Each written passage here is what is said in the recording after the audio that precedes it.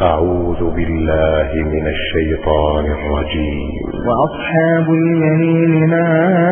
أصحاب اليمين في سدر مخضود في سدر مخضود وطلح منضود وظل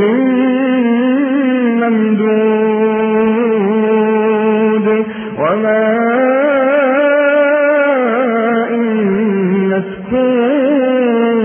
مسكوب وفاكهة كثيرة لا مقطوعة ولا ممنوعة وفرش مرفوعة إنا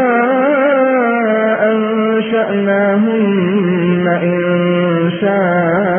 إنشاء فجعلناهن أبكارا عربا أترابا لأصحاب اليمين ثلة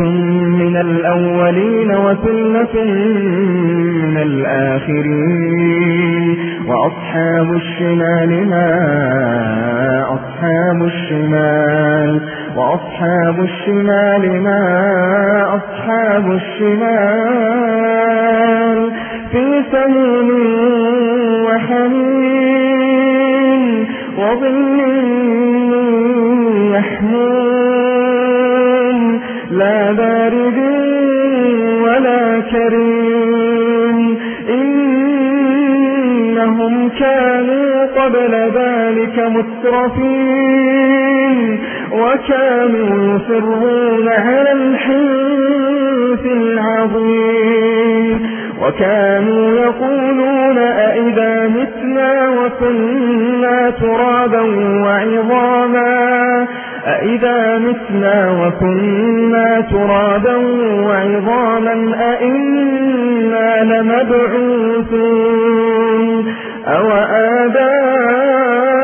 آباؤنا الأولون قل إن الأولين والآخرين لمجموعون إلى ميقات يوم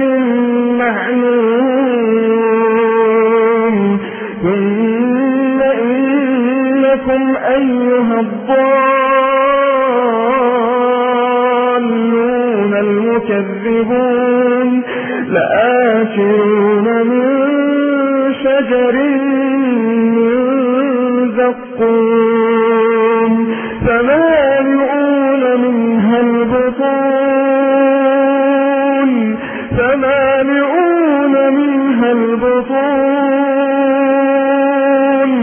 فشاربون عليه من الحميم فشاربون شرب الهيم هذا نزلهم يوم الدين نحن خلقناكم فلولا تصدقون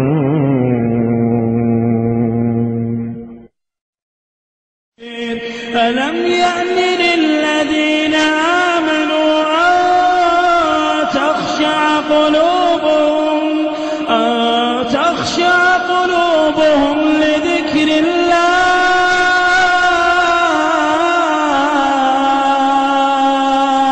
لذكر الله وما نزل من الحق